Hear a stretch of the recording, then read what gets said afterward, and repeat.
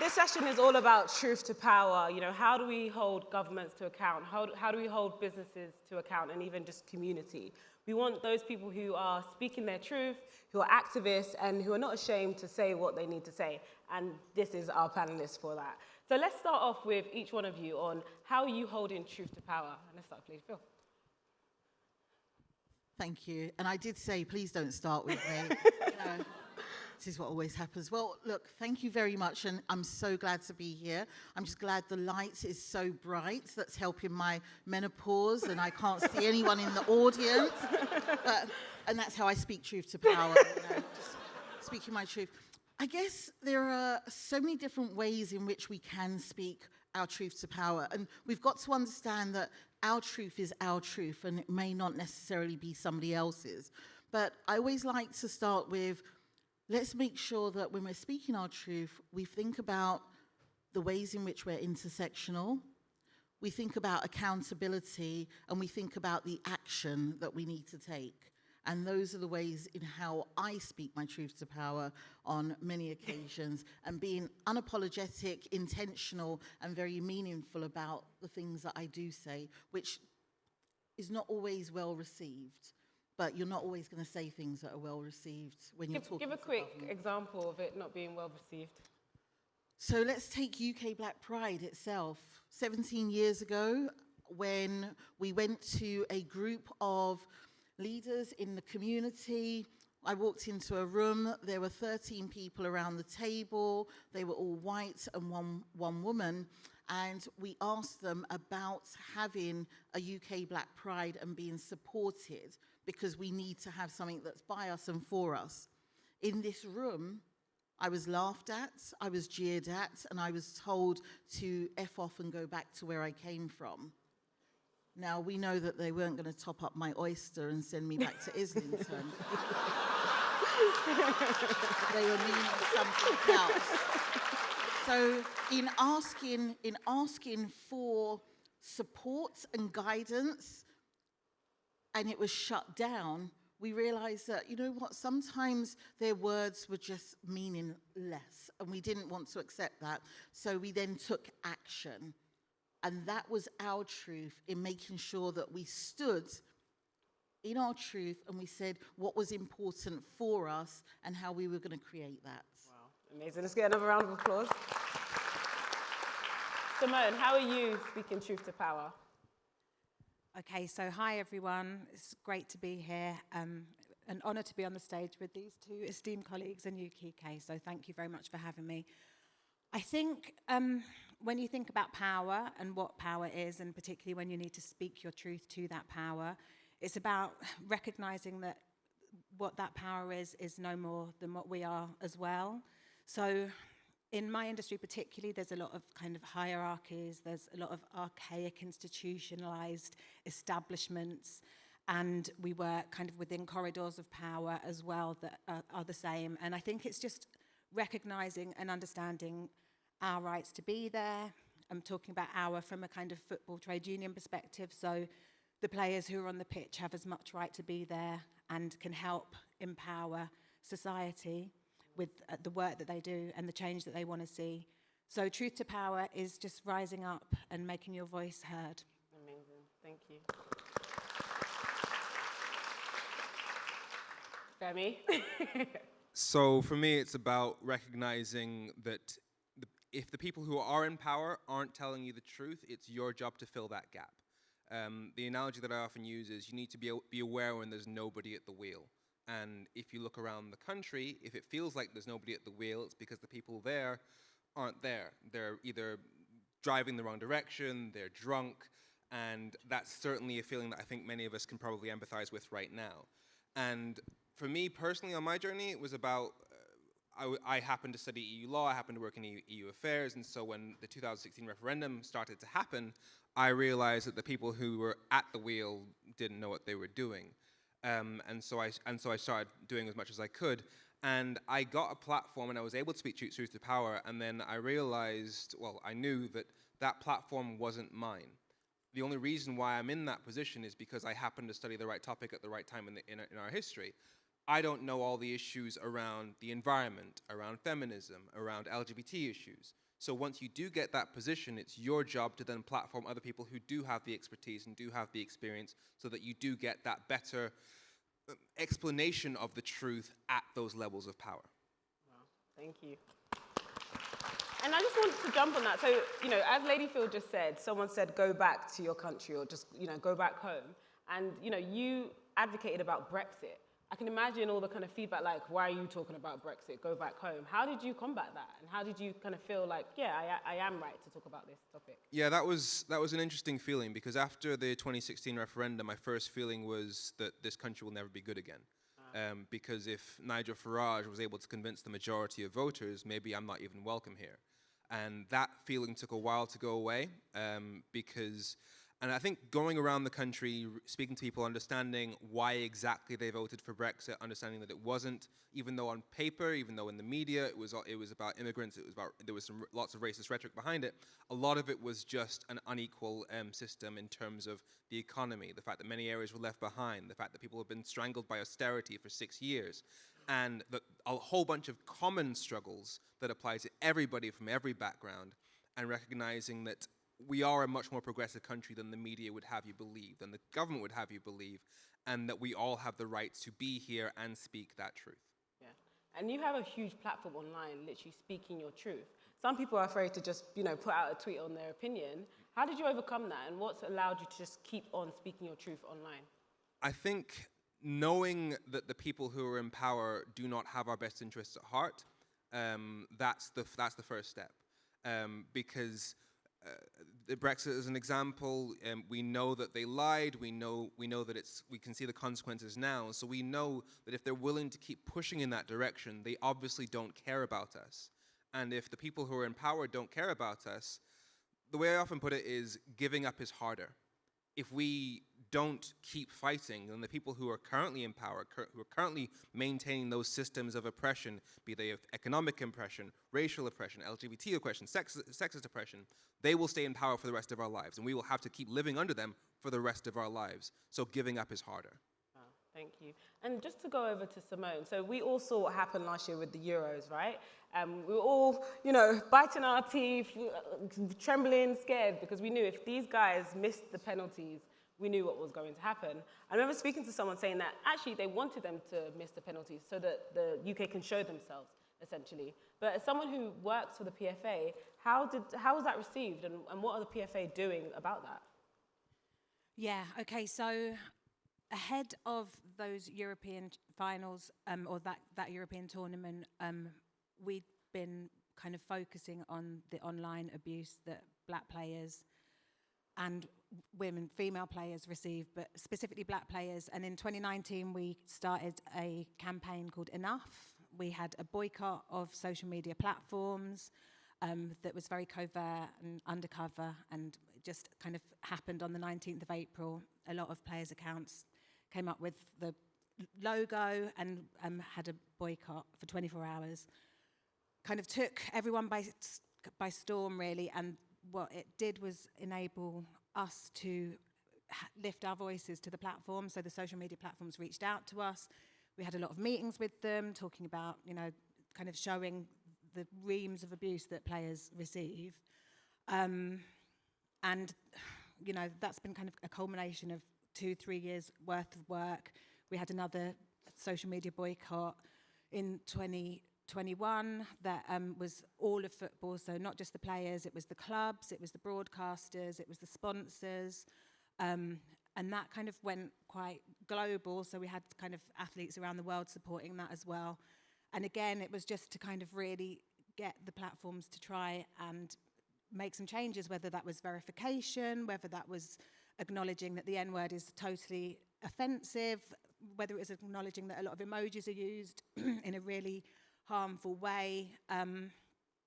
So yeah, none of us were surprised about the Euros, and what it did do, I think, was highlight an issue that we all know is there, but it created such a kind of current of love and a tide of the rest of the society kind of really recognizing and understanding and being outraged by it. And now here we are kind of working with government on the online safety bill, which we hope will see some changes. and give some powers back to the users on social media, because currently the platforms have got far too much power. They've got so much money and they have got the solutions within those tech companies in California, but they don't want to find them. So, yeah, that's a constant battle. But this is social media. This has been going on way before social media. You know, we're getting banana skins thrown at players, monkey Still. plants. Yeah, so what can change it in the next decade, right? This is all about a decade of proactive change.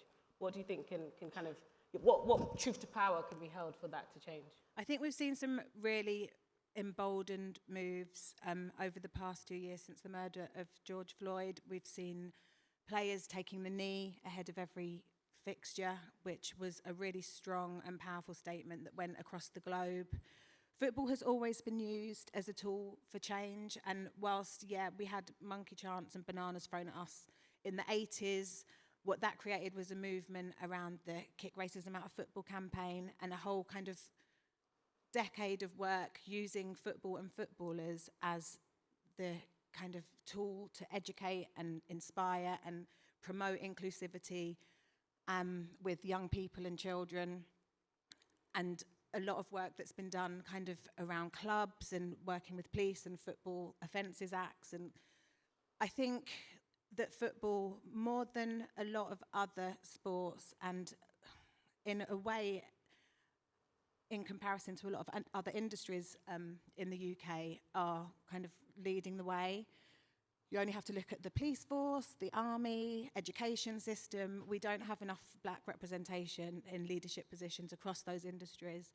And at football, I think, and the power of football, and certainly the power of this generation of players, and not forgetting the contributions of players before them, means that as a game we're in a really strong position to push for change. Yeah.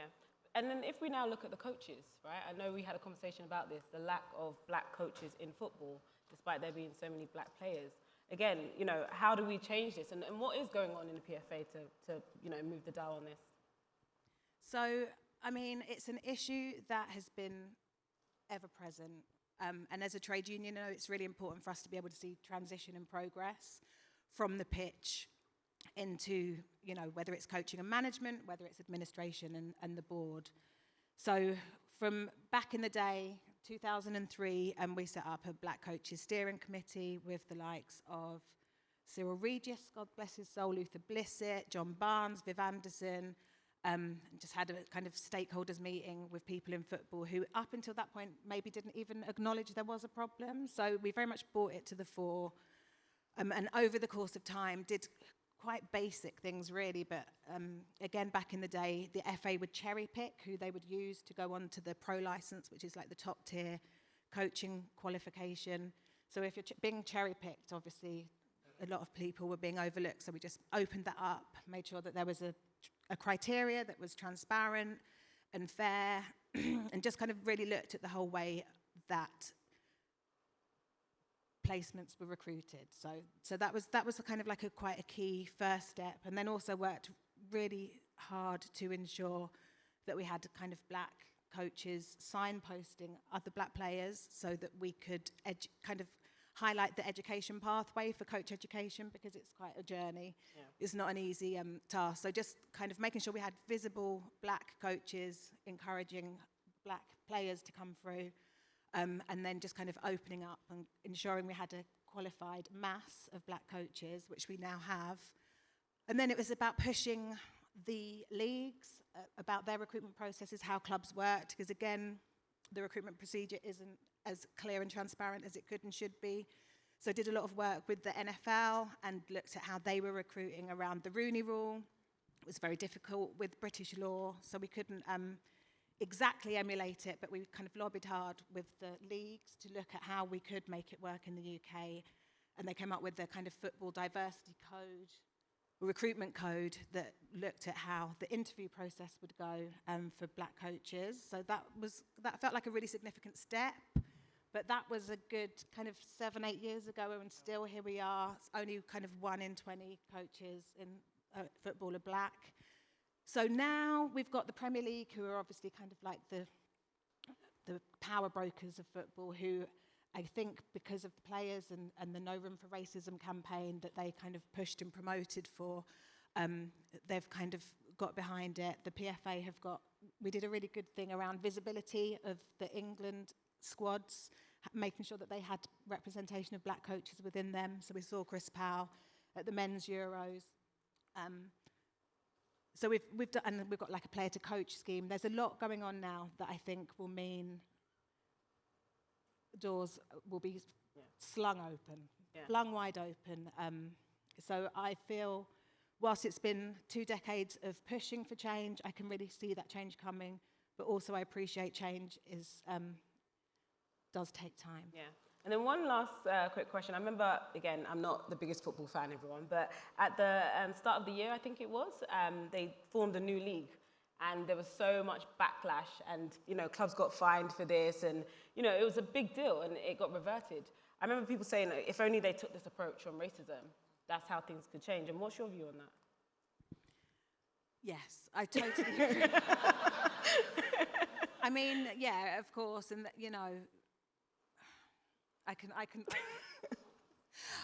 I totally agree. If there's a tide of change and a tide of opinion that we see in this country around various things, and if we could see that around racism, but I do feel we have seen it. Like after the Euros, it did really feel that everyone really did understand what black people and black players have to go through. It was like a national outcry.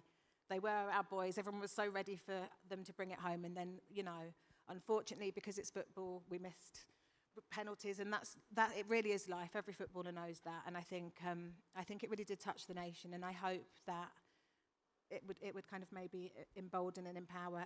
Like, we were getting letters from like school kids saying, "Can you pass this on?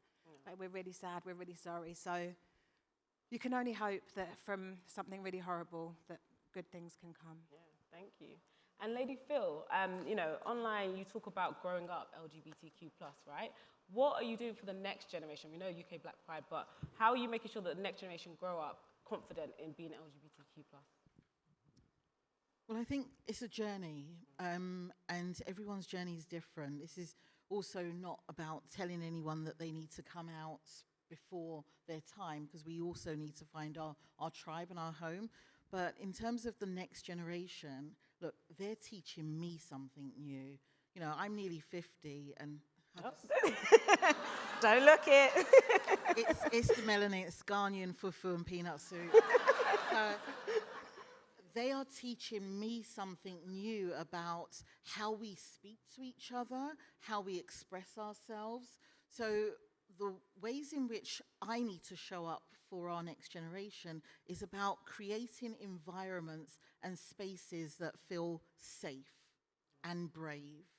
And if I can do that in the many different networks, platforms that I have, then I will do so. And that looks like, so I have a day job and I have a gay job. My gay job is UK Black Pride, and my day job, I lead an international human rights charity that works to uphold human rights for LGBT plus people, because of some of the criminalizing laws that have been left there through British colonial wrongs.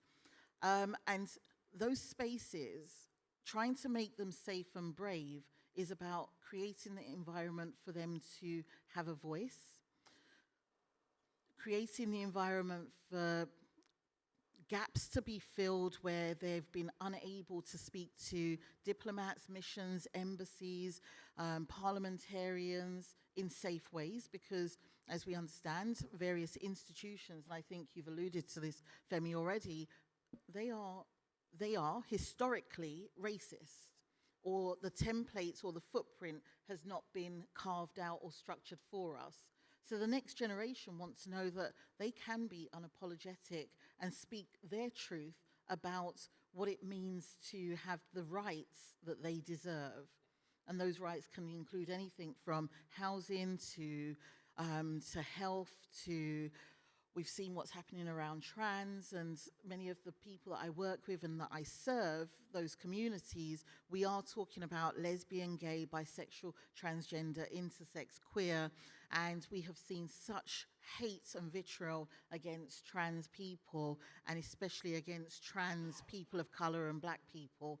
So we need to create safer and braver spaces for them to be seen and heard 365 days of the year, but not just throwing them into the lion's den.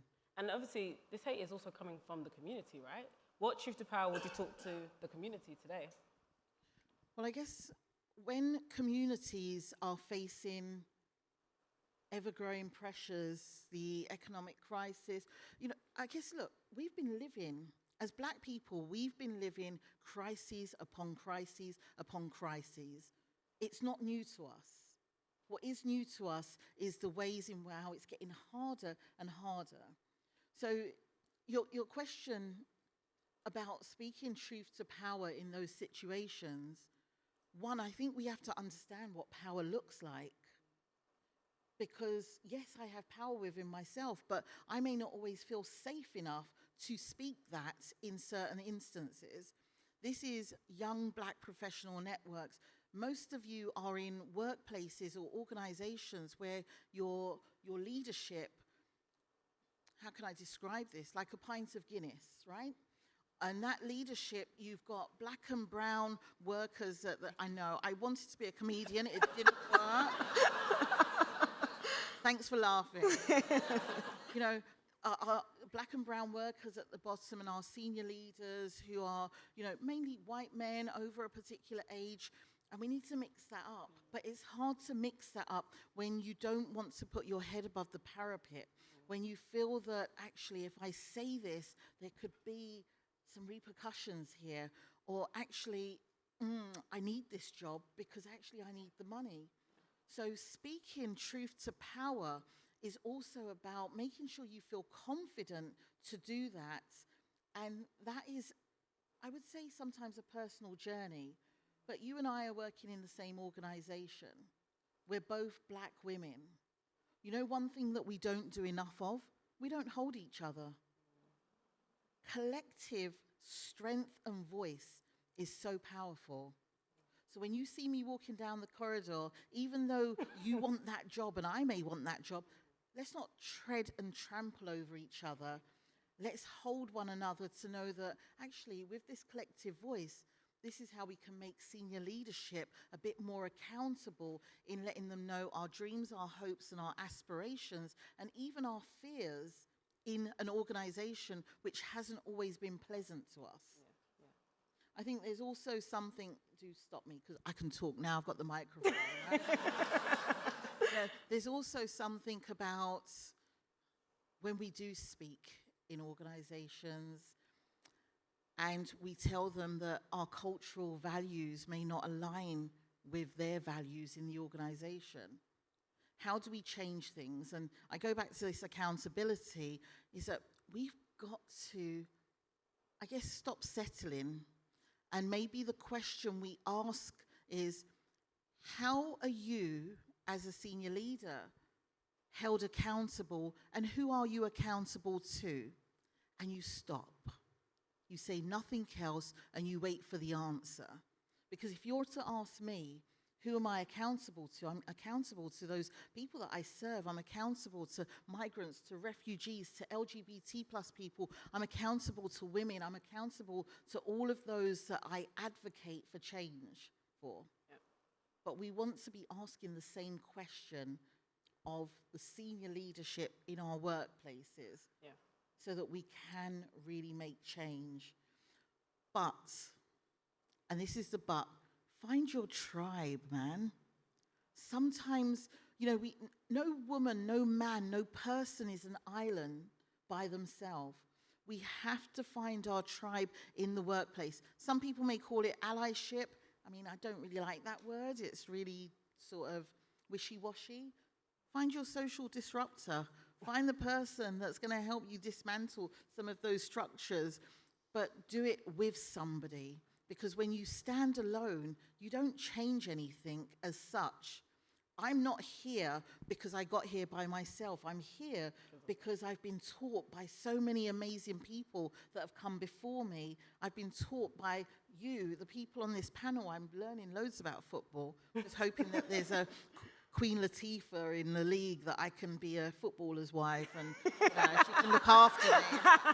Hey, so it's always about let's find ourselves, let's hold ourselves, let's make sure that we're accountable, but let's also create the environments that feel safe and brave.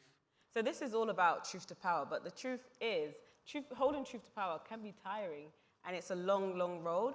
So maybe from each one of you, what techniques do you use to keep going, to stay motivated, especially when it's so hard? Well, as somebody who's just entered therapy because of how tiring this is, I fully agree with that. It comes back to what I said about giving up being harder, because when you look at the stuff that needs to change, if it doesn't change, people will suffer, and that's just that's just the reality of the situation. And I think it's about focusing on not just complaining about the issues, but focusing on the solutions, because that's what makes it worth pushing forward and keeping going. So if we're talking about what you mentioned about how to speak truth to power in terms of the community, a lot of it comes in terms of the community and homophobia. A lot of it comes from the Bible. And when I was a Christian, I was very, very adamant on just the principle of we know that homosexuality isn't a choice because there's so much stigma against it that we had to invent a word for it. Therefore, if you say that homosexuality is a choice, then you're saying that sometimes, if you say that homosexuality is a sin, then you're saying that sometimes sin can be something that people don't choose and that is involuntary and permanent. Now, if you say that sin is something that's involuntary and permanent, then it can't be removed. And if sin can't be removed, Jesus died for nothing. So speak the language of whatever is getting in the way of progress. If we're talking about moving things forward in terms of racial issues, there are things that can be done. If you get better history education, whereby, I know that for me, my history education was First World War, Second World War, Industrial Revolution, invention of medicine, basically all stories whereby white people were the saviors, the victors, or invented something. No stories about anybody else from any other background. So of course, British superiority is ingrained in us if that's all we ever learn about. If you get a broader understanding of history, you get a broader nature of being a human being. There's also the issue of, as we know, it was even acknowledged in the race report by the Tories even, that if you have a black-sounding name, an Asian-sounding name, a Middle Eastern-sounding name, you have to send more job applications to get a call back. Now, you can address a significant amount of that by using tax incentives or simply making it mandatory that all employers use anonymous job application processes so they don't see the name, they don't see the gender, the sex, where that person comes from in the country. You can eliminate so many different types of inequality and discrimination in the workplace. Not eliminate entirely, because obviously you get to the interview, but at least if the employer knows that that's what they're doing, that they're seeing all these people from different backgrounds come to interview, but somehow we only end up with rich, white, middle-class males at the end of it, they know they've got a problem and you can eliminate a part of it. And that, because if you have that barrier, that discrimination, then the ability to access jobs and therefore money and therefore quality of life passes through a filter of racism and discrimination. So there are things that can be done. On top of that, as you know, I'm a huge pusher of electoral reform because under the current voting system, for example, the last election, the Tories got 44% of the vote, 56% of the seats in Parliament, meaning they can pass any law they like without any interference from any of the parties. Labour got 32% of the vote, 31% of the seats, which means that Tory votes are worth 30% more than Labour votes and 18 times more than Green votes. So how can you solve issues like climate change? How can you solve issues like racial inequality when Tory votes are worth 18 times more than Green votes and 30% more than Labour votes, when the Tories, according to the United Nations, are actively seeking to normalise white supremacy? There are things that can be done to make things better. So if you focus on those things, it's a lot easier to keep going. Amazing. Thanks, Femi. And Simone?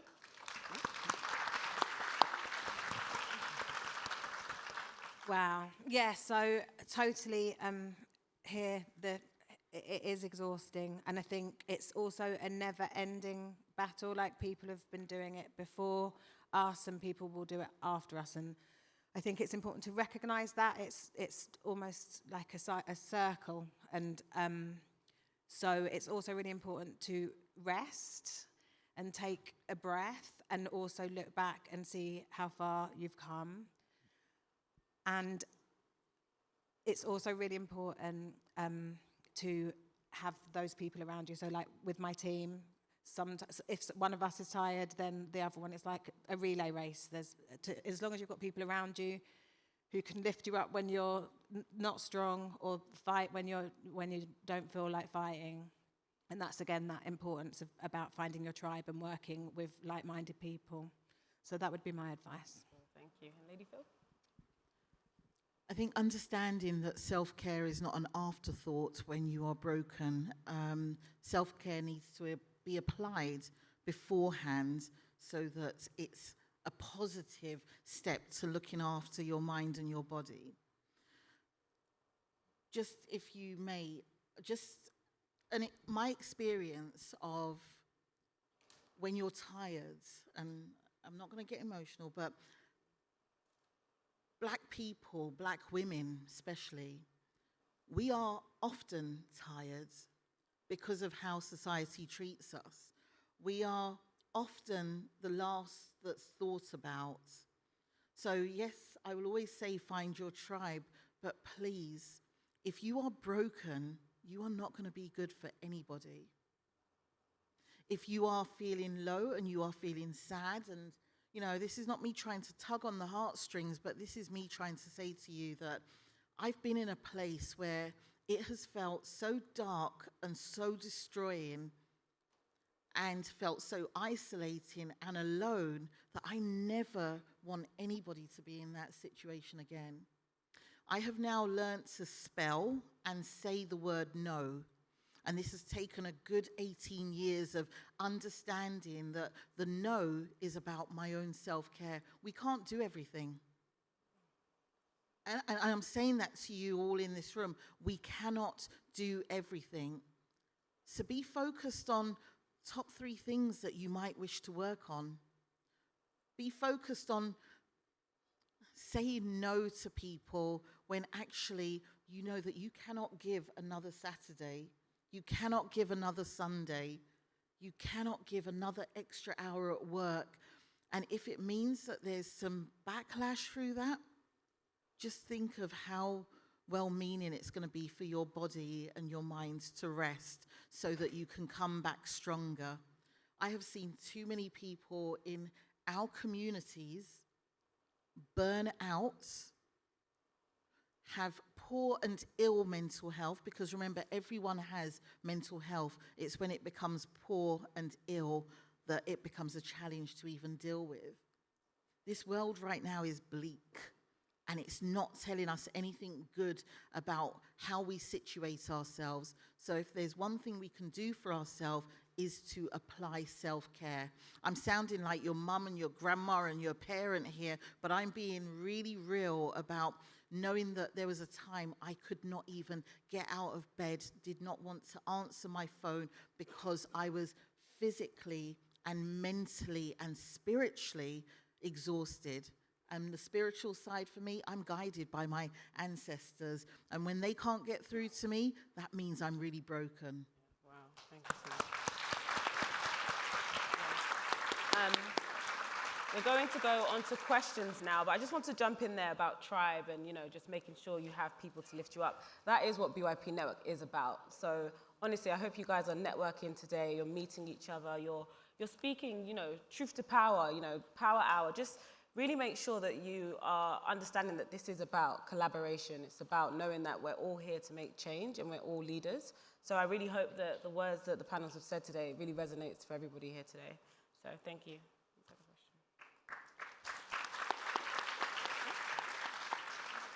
Okay, so some questions from the audience.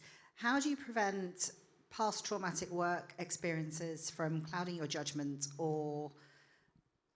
Sorry, there's more questions coming through. It's gone. The question's gone. Sorry. I think they deleted that question. Sorry, I'm going to ask a different question, one to Simone. Taking the knee isn't happening in football anymore. What is being done on pitches and stadiums to actively tackle racism from fans? I'll take that question if that's okay. It's not happening at every game, but it is still happening. So we'll be seeing players taking the knee across fixtures throughout this season at specific times. And there's one coming up this month during Black History Month. And whilst taking the knee was really powerful and really important, it was very kind of front of house. Pardon the pun, being in a theatre. I'm not as funny as you, but I can try. But so there's so much work that's being done behind the scenes. I've got a team kind of have worked in the EDI space for 20 years. There's work that we do around LGBT rights, LGBTQ plus inclusion, working on underrepresentation of Asian professional players, both men and women, looking at the lack of black women working and playing in the WSL, and kind of creating campaigns like See It, Achieve It, and the Asian Inclusion Mentoring Scheme. We do a lot of work on kind of black excellence and kind of the transition for players going from playing to other careers, and we've recently opened a business school as well. So I think I'm safe to say there's a lot that's being done alongside the players taking the knee. Thank you. Another question. Can you share more practical steps on finding your tribes? BYP. I need to pass on the microphone. But I would say, obviously, like events like today, the network that we're all a part of is like you say, is finding your tribe and making the most of like social media and just smiling and kind of being an open and available energy that people want to connect to, I think can really help. Lady Phyll? Yeah. Have you ever been walking down the road or entered a meeting and you spot the only other black person? Okay, so now I heard that. And you cannot help smiling and nodding, like you're nearly your weave's shaking off and you're like, yeah. You're really, really smiling. That is about how we connect with each other, because there's something about that shared, I know, I'm trying to keep my weave on actually. There's something about that shared commonality. We understand the ways in how maybe racism plays out, sexism plays out, homophobia, biphobia, transphobia. When you see that person, you can connect. So the spaces like, say, UK Black Pride, many of us don't even know each other, but we call ourselves siblings. We call it home. We call it safe space. And that's how we find our tribe, and that's how we network and continue to share experiences with each other. So you're all here today, and as you said, this is a networking opportunity. There's bound to be somebody in here that you are going to need in 5 years' time, I guarantee you. There's people that I've met 10 years ago, and when I link back up with them, I'm like, oh my gosh, they need to be part of my tribe. I need to be part of their tribe, because we can then support one another in maybe things that I've not actually managed to achieve or understand or unpack or unpick. So I'm going to make it my mission, when this is finished, to speak to some people, and I hope that I can be part of your tribe. I promise not to talk too much, but I think tribe is important, but you can translate it to the workplace as well. There's bound to be somebody in that workplace of yours that you've not actually spoken to, and how can they help you achieve the things that you want to deliver on? And I just want to add that tribe doesn't have to look like you. It could be someone who grew up in a similar area to you or had a similar experience to you. You know, you can connect on different things. In fact, just behind one of our investors, he grew up in Dagenham. I grew up in Dagenham. That's how we connected. So the point is, you know, you can find your tribe just in different ways. You just have to make sure you connect on that personal level. But that is all we have time for, I'm afraid. I know it's gone too quickly. So thank you all so much for coming. And yeah, let's give them a round of applause. Thank you. Thank you. We can go. Thank you so much to everybody on our panel. Simone, Femi, Lady Phyll, thank you. That was amazing. Thank you so much. Do you know A round of applause. Yeah, a big round of applause. Yeah. But I love the power in saying no. It's taken me a very long time It's important. to know that I can say no. It's for your own happiness. You need to take control. Yeah, it really is really Literally. important. A lot of power in no. 100%. Now, at this time, we are going to welcome our keynote for this session, Lord Dr. Michael Hastings of Scarisbrick, CBE. Please put your hands So together. Thank you. Thank you.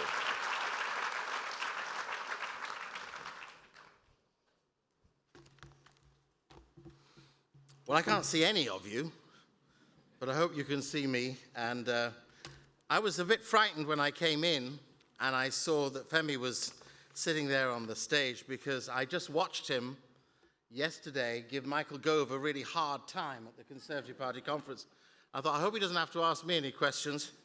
But I know he's gone behind and he probably can't hear me, but never mind. I'm just going to give a little correction to what he said about legislation, which is that last year, the Conservative government lost 236 amendments in the House of Lords on legislation they wished to pursue, of which 180 were maintained by the House of Commons. So when people say the Tories have got a majority and there's no balance of power, not true. But I just thought you'd like the facts, rather than the assumption that everybody gets away with what they want. So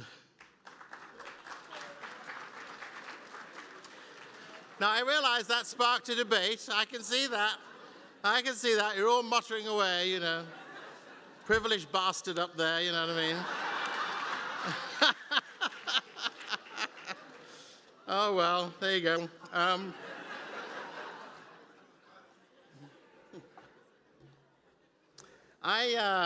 In my 15 minutes, I meant to tell you three things.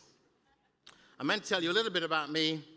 I meant to tell you about how I feel you might think about speaking truth to power, and I meant to give you some practicals. So let me start with a little bit about me. So my current raison d'etre in life is as chairman of SOAS, which is the School of Oriental and African Studies at the University of London. I was formerly the Chancellor of Regent's University in London. I am a professor of leadership at the Stephen R. Covey Institute at a business school in the United States. I'm a governor of the largest private non-fee paying academy in Nairobi in Kenya called the M-Pesa Academy, which is supported by Vodafone and Safaricom, the Vodafone derivative in that country. I'm a non-executive director of Saxton Bamfile, which is one of the big 5 search firms, which were just I and my friend Jalade have literally just been doing a Black History Month thing for them. I'm a co-founder of My Brother's Keeper, which is a prisoner engagement program that we run in 5 prisons in the south of England, where, as on a non-fee basis, we support the men in the most extreme of long sentences. Most of them are doing between 20 and 38 years. And we visit with them, spend time with them, communicate with them, support them, and when they come out, assist them with work, housing, and life. So that's a little bit about me. I used to be at KPMG, Global Head of Citizenship. Before that, at the BBC as the Head of Public Affairs. Before that, and I know this is going to irritate some of you, I used to work for Margaret Thatcher, but see, I knew that. But I worked for Margaret Thatcher as a non-conservative when I was asked in 1986. I was but a humble, ordinary school teacher, which I absolutely loved, in a pretty grotty school in West London. And it was, I mean, these days it would have been closed down, but never mind. There it is still now. It's called Uxbridge High School. It was then called Greenway School, and I absolutely loved it and loved the kids and loved the teaching. And one day at half term, the phone rings, and it's 1986, and I know many of you in the room are too young to remember 1986, but it's 1986, and there had been a whole string of urban riots, 1981, 1985. This is when the famous Brixton riots kicked off, and then we had Deptford and Peckham and Hanswell in Birmingham, and St. Paul's in Bristol, and Moss Side in Manchester. And an advisor to the Prime Minister rang me up, who I'd only met once before, 6 years earlier, when I was the only black person in the room and the youngest person in the room when I was just 18. And I got to know this guy. We met once, and 6 years later, he was working for the Prime Minister. And he rang me up and he said, "The Prime Minister wants to see you, please, if you're willing to come in. We need to have a conversation because you're the only one I know. You're the only one I know. And if you're willing to help us settle the issues of the 21 cities in the UK that have gone into flames, we need help." And I said, "I'm coming." And the next day, it was half term, I was in number 10, I met Mrs. Thatcher, we agreed on a program of engagement and work. There was millions and millions made available, and I spent 6 years moving communities around the UK back to peace. And until 2011, we never had a riot like that again. And I'm proud of the fact that I can still go to corners of Peckham and St. Paul's in Bristol and Moss Side in Manchester and see the things we started, and they're still working from 1986 to this day. So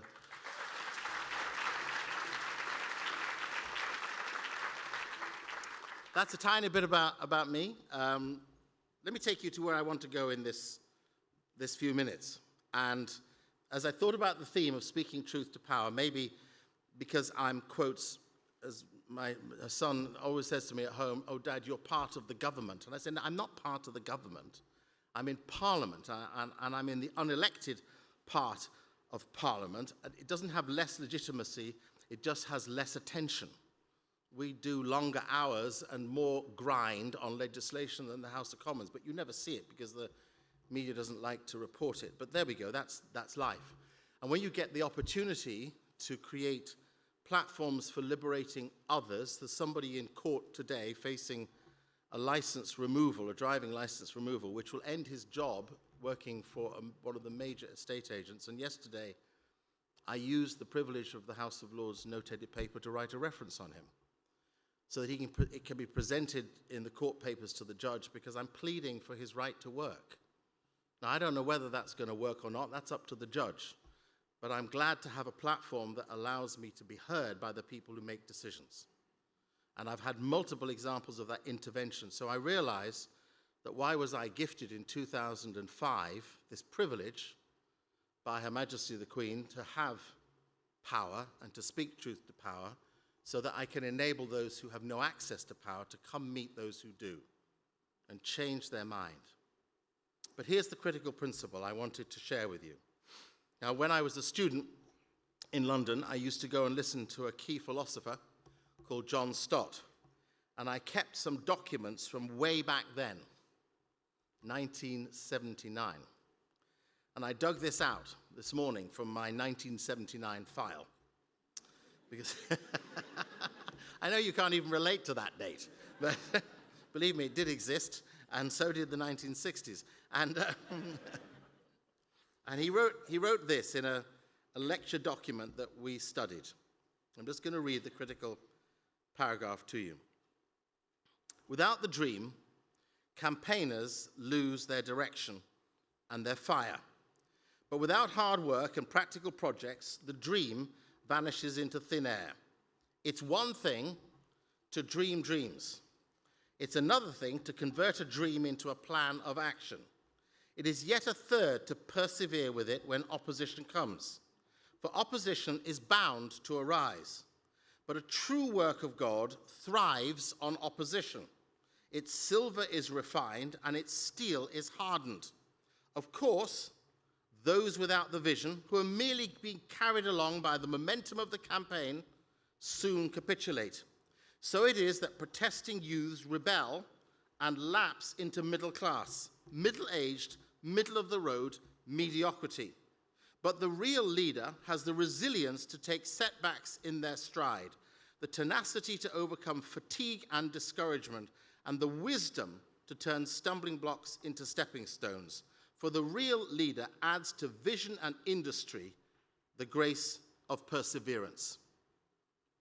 Now, I said to Kike when we were talking earlier on, a couple of weeks back, I said, if I were to make one observation of the black world as I observe it now, having been the longest-serving commissioner on the Commission for Racial Equality, having been the commissioner responsible for policy and the commissioner who commissioned the Macpherson report that concluded that the Metropolitan Police were institutionally racist, let me say to you that if I see one missing thing in this generation, it is the lack of endurance.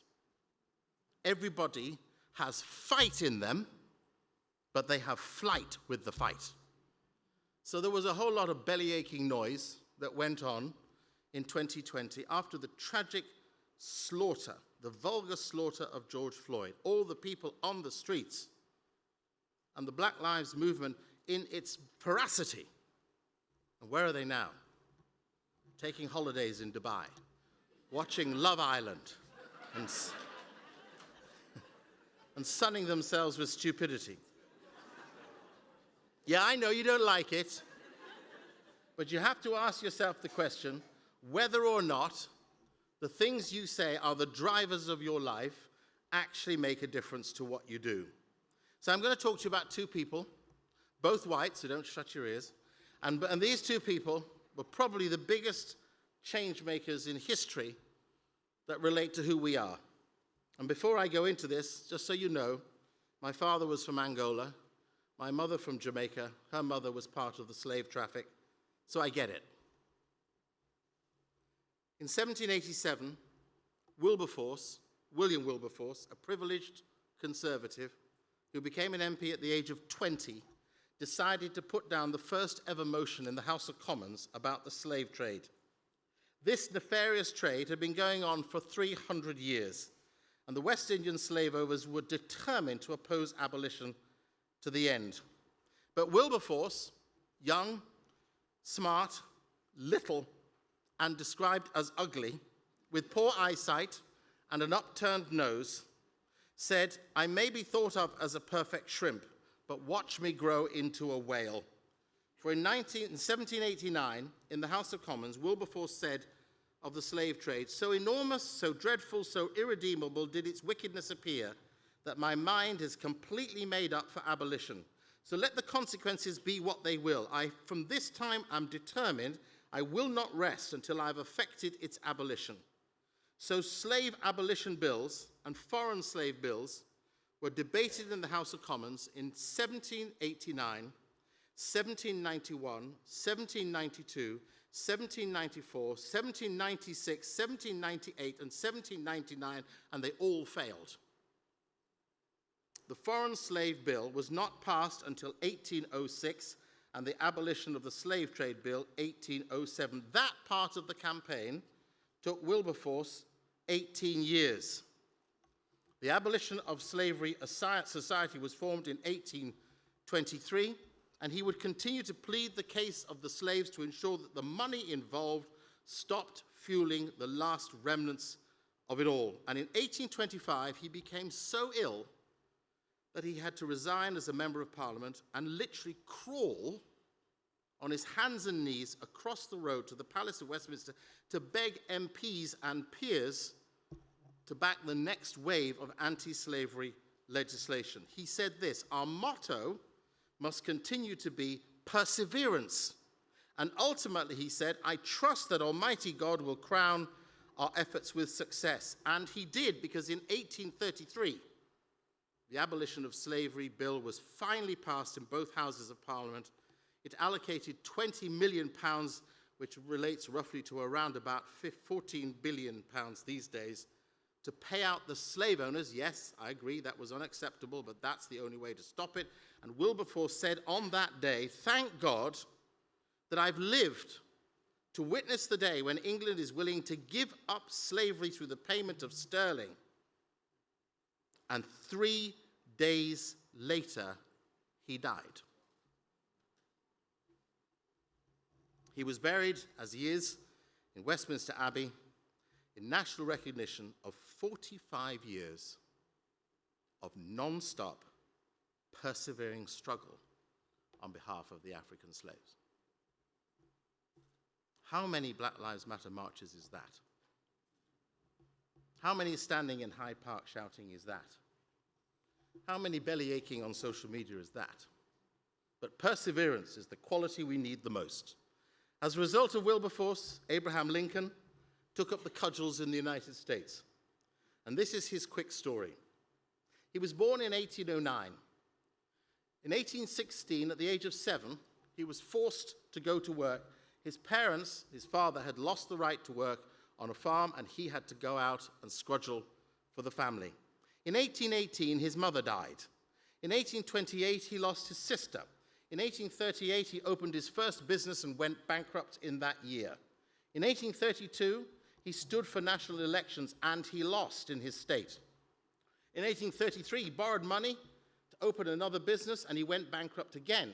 In 1835, he met the woman he would fall in love with, and they got engaged, and she died between engagement and marriage.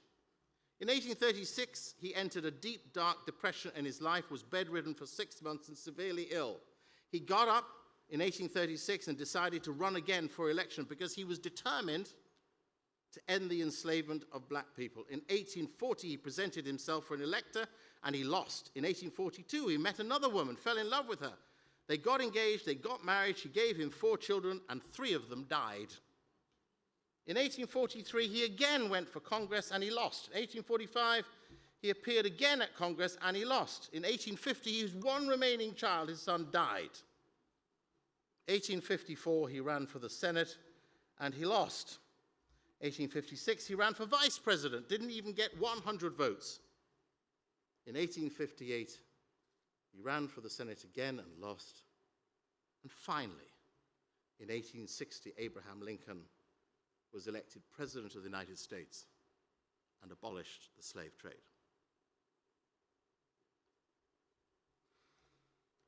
It's one thing to dream dreams and see visions. It's another to turn dreams into a plan. It's a third to persevere when opposition comes.